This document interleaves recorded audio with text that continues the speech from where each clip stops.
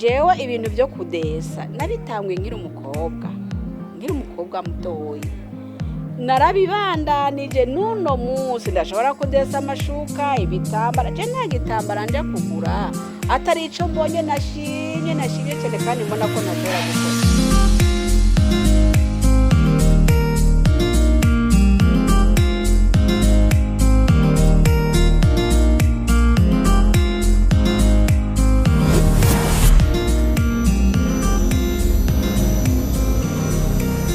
Bakunzi ba Woman TV turabaramukije ubugira kandi twongera kandi tubaha ikaze mu biganiro byacu kandi turabishimira cyane kubera ko igihe cyose mwama muraba ibiganiro byacu mukanadutera intege mukongera kandi mukanadushigikira. Uno munsi rero twasubiye kandi kugirirwa ibakwe ryo kwakirwa na wa mumere wa cagihe hamwe twari ngaha muravyibuka n'ubu yasubiye kudutera iteka aratwakira mu rugo rwiwe. Hanyuma ndibaza muriko murabiraba neza muraza kubona ibintu bishajije ngaha imbere yacu nivyo tugomba kuza kuyaga nawe tugomba kumenya no kuraba ingene abakenyezi bashobora kuba bafise impano kandi zitandukanye. Rero kuri no munsi wa mumere nyene wa cagihe arasubira kandi atwereke impano afise. Reka rero asubire kandi abibwire kubera ndazi benshi mwaramwibagiye.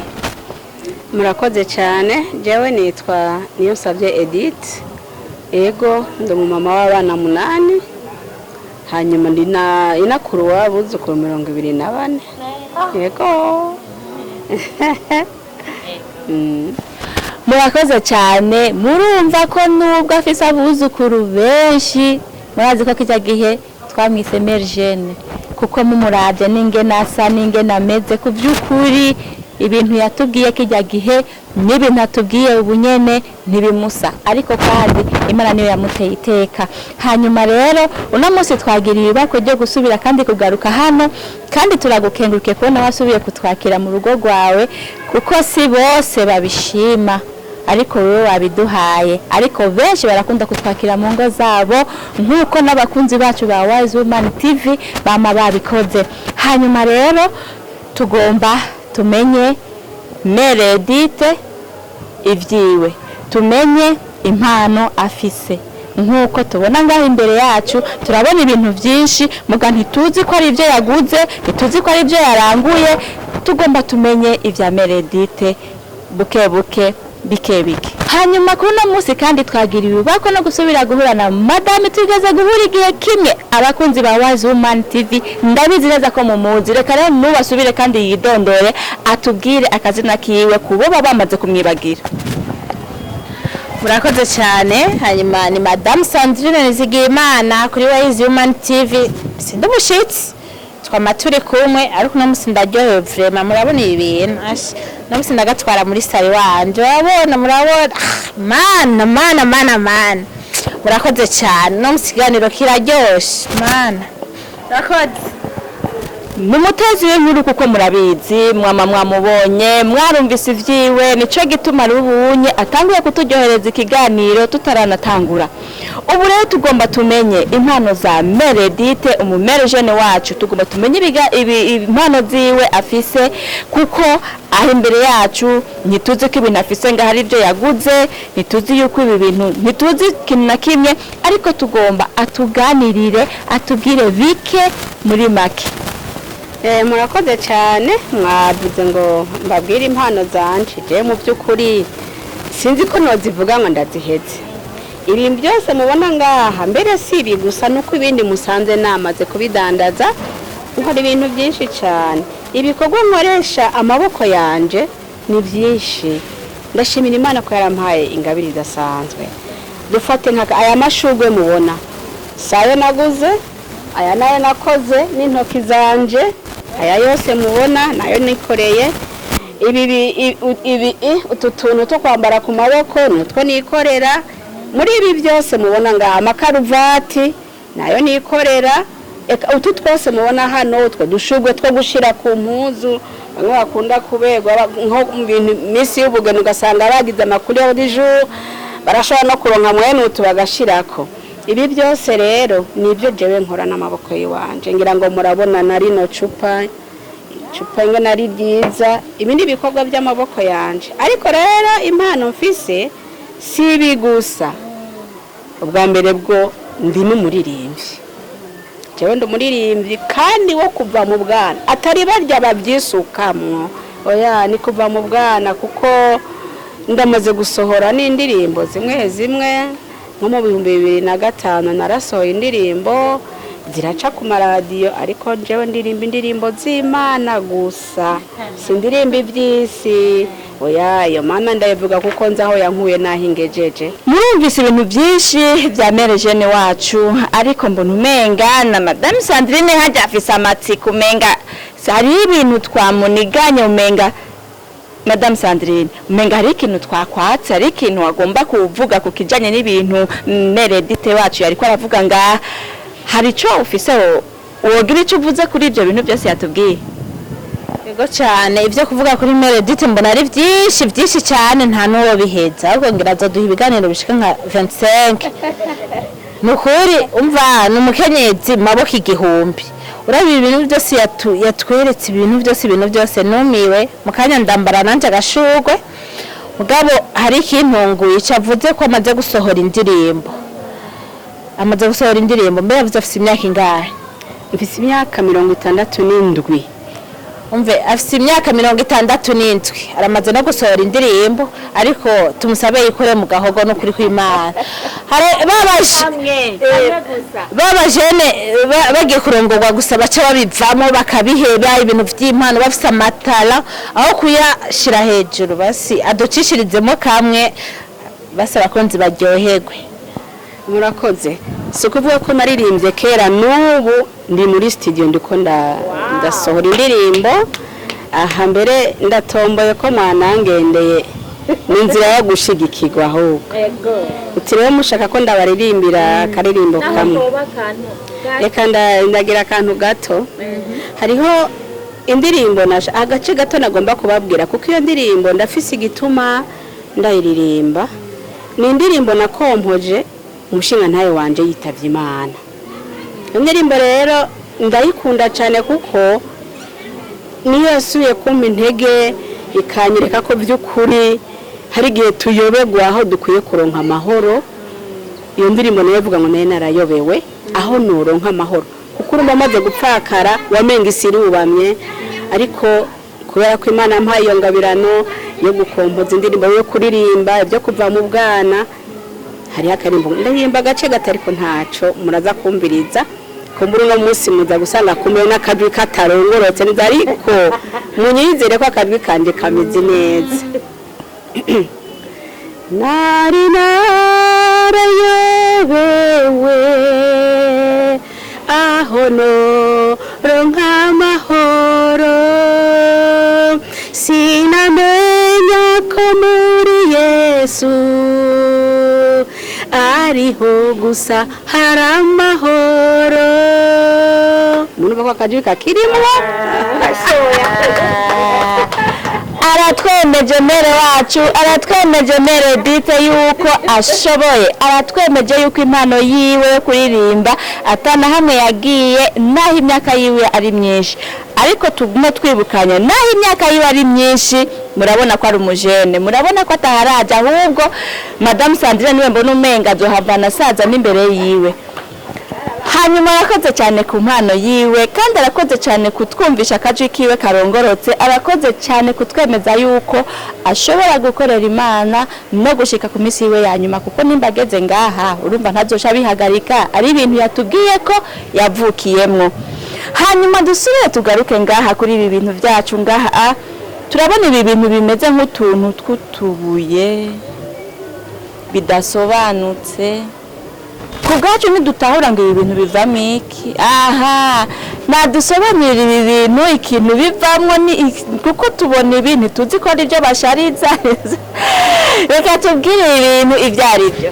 Murakoze cyane nimubanze murabe hano mu izosi utu tuntu mutariko muramenya icyo tuvamwo ibidede byo kwambara mu izosi kwambara ku maboko amahereni iki bikorwa muri utu tuntu ibi ni iby'iwacu by'ibinyafurika atari iby'abazungu bo hanze, kandi iyo uhuye n'umuntu abyambaye urabona ko aberewe.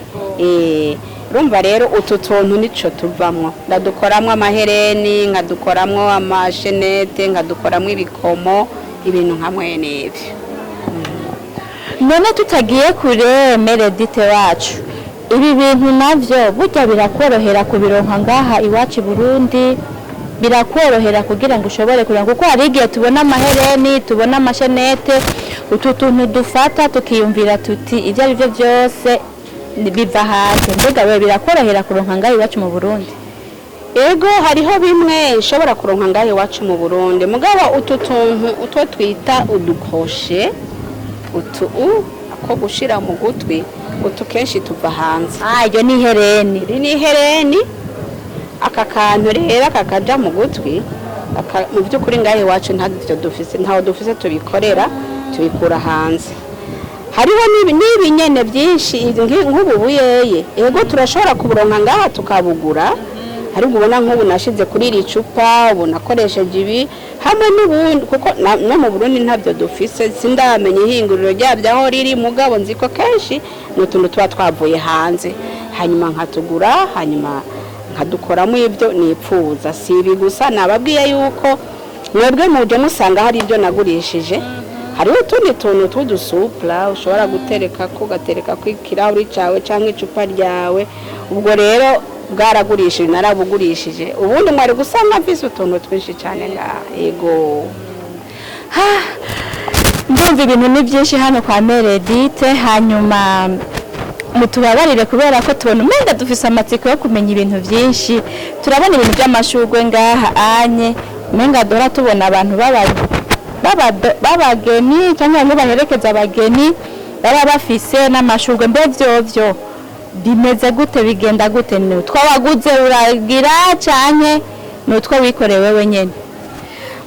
Ibi byose mubona ngaha nta na kimwe naguze. Ico navuga naguze ni iri kapo nakoreyemwo amashurwe, nayo ibisigaye byose kuryambika aya mashurwe, ibi byose ni iby'iwanje nkoresha iminwe y'iwanje. Kandi cyo gutangaza nimwumve ngo nababwiye imyaka 60 n'iyindi, aha no mu ijoro ndakora ko ndacashobora gutungira urushinge, ngashobora gukora ibi bintu. Simbikora ku mutaga gusa, no mu ijoro ndabikora.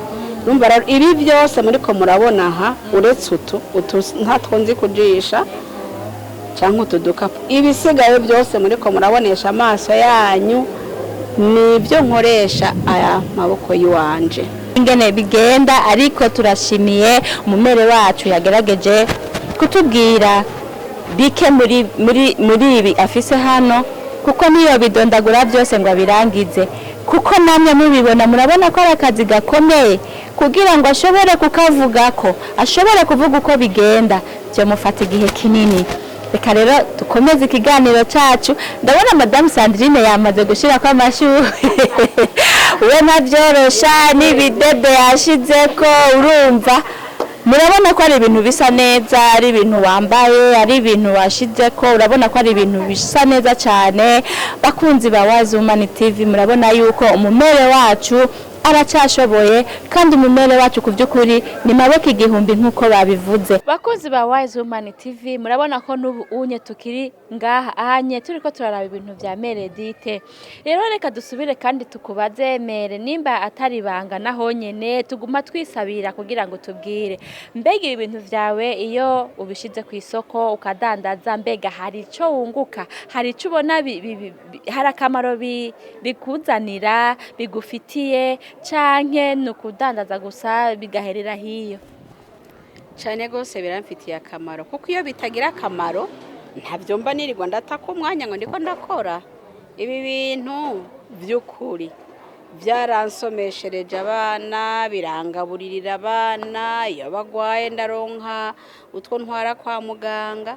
Kuko iyo bitagira akamaro no kwirirwa ndatuna akagongo kanje ku bintu nk'ibi ataco bimaze. Birafise akamaro gose gose gose. Burya umwuga igihe cyose wamufise akamaro, umuntu nayo kwiga amashuri menshi n'umwuga arakwiye kuwiga, kuko umwuga ntuhera. jewe ibintu byo kudesa nabitangwe nkiri umukobwa mutoyi, narabibandanije n'uno munsi ndashobora kudesa amashuka, ibitambara. Je nta gitambara nje kugura atari ico mbonye nashimye cyane kandi mbona ko ntashobora gukora. Naye ibisigaye ibyo nsasa mu nzu yanje, byaba byo kujisha na crochet, byabiki, ibyo byose ndabikora. Rero tuntu twanje nkora mbere reka ndatwita ibintu kuko birangaburirira umuryango utuntu n'ututagira akamaro. Ibi rero nicaye nkabikora, hanyuma nkajana ku isoko nkadandaza, nukuri mpora mererwa neza. Nkakarya gakapo mubona karimo amashugwe kuzuye, sinja munsi y'ibihumbi bitari bike, kandi uwo munsi ndara natuburuye. Nico gituma ntazobiheba. Abaruri ne bavuga ngo iyo utaye umwuga ubutaye abana. Urumva rero ibisi nshobora kubiheba. Aho ndi hose nivyo ndota, aho ndi hose nivyo niyumvira. Ahubwo ikindi gihe ndazi ni mwasubira kungomwa mukaza, muzosanga mfise ibindi bidasani bitari nibi imbere by'ubundi bwoko, muzosanga mfise ngaha kandi ndaze muzobishima. Yego. Hanyuma kandi mu kurangiza ikiganiro cacu reka tumubaze, mbega abagore baba bafise impano nk'izi canke ndetse n'izindi mugabo bakaziryamika bakazifukira ahantu, wobahanura iki, wobabwira iki? Yo nobahanura gose, n'ijambo ry'Imana rirabivuga ngo nta wodomeka itara ngo aryubike kw'igisimbo. Rero ufise ingabire ukwiye kuyikoresha icuzi cyose, kandi ntukigaye ngo cyo bari gito, kuko burya nta uvuka ngo ace yuzura ingobe. Uwo uratangura ku tuntu dutoya. Arakoze cyane. Murabona ko n'ubu tugifise ibyo tumubaza, mbega nk'abakenyezi bafise impano nk'izi ziwawe canke ndetse n'izisumbizi mugabo bakazinyegeza canke bakazifukira ahantu, wowe bahanura iki, ubabwira iki? Yo je no bahanura cane, kuko burya icambere cyo umwuga urakiza, sibyo? Hanyuma iki naco ni ijambo ry'Imana riratubwira ngo nta wodomeka itara ngo aryubike kw'igisimba. Urareka rikaka abantu bose bakaribona.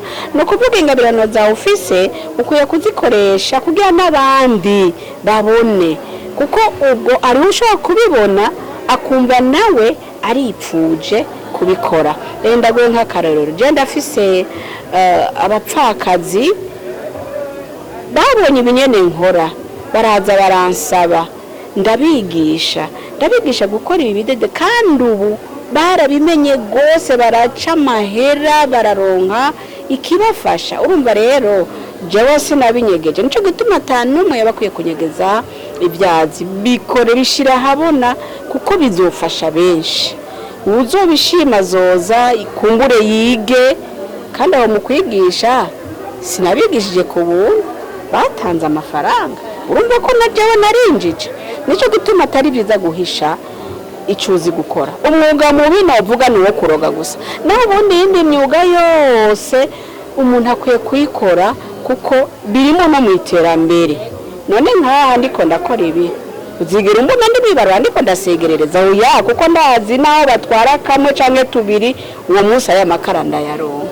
Rero nta muntu akwiye guhisha impano ziwe canke ingabirano Imana yamuhaye. Urabona ko bararirimba, ufise imana akaririmba, naho umuntu ashima indirimbo yiwe akayigura amahera, urumva nawe bayinjije. Ibi rero birafise akamaro kanini, ntihakagira umuntu anyegeza impano y'ibyo Imana yaguhaye kumenya, bishira habona. Cyo nababwiye ko atari ibi gusa, kindi gihe muzogaruka musanga hari ibindi binyuranye n'ibi, kuko by'ukuri ndashima Imana yarampaye ingabiro ibyo nkoresha amaboko. Ibi naho ntoraba ikintu mu gitabo nk'akarorero, nkaraba ikintu mu gitabo nshobora gukora muri ubu buye, ngira ngo sisinzira ndagitangura. Ndababwire gato tutararangiza ikiganiro, kugira ngo menye ibi by'amashugwe byabaye kwishaka ry'umuntu. Twagiye ahantu muri Kongo tugiye gufasha abagore bahuye n'intambara ahantu Bukavu. Abantu rero batwakiririye, mbona amashugwe ari ngaho, mugabo ngira curiosity n'ibyayo byose ibi bintu ndabona ko umenga si imashini yabikoze urumva ndagira amatsiko uwo mupfasoni twakiriye bariko baratuzimana ekipe yari yagiye abona nyine ubwenge bwanjye urenga bwahereye ku ishurwa arambaza ati madame Edith ko mbona utari kuranywa agafanta nibiki nije hari ibintu ngaha byantwaye ubwenge ntishurwa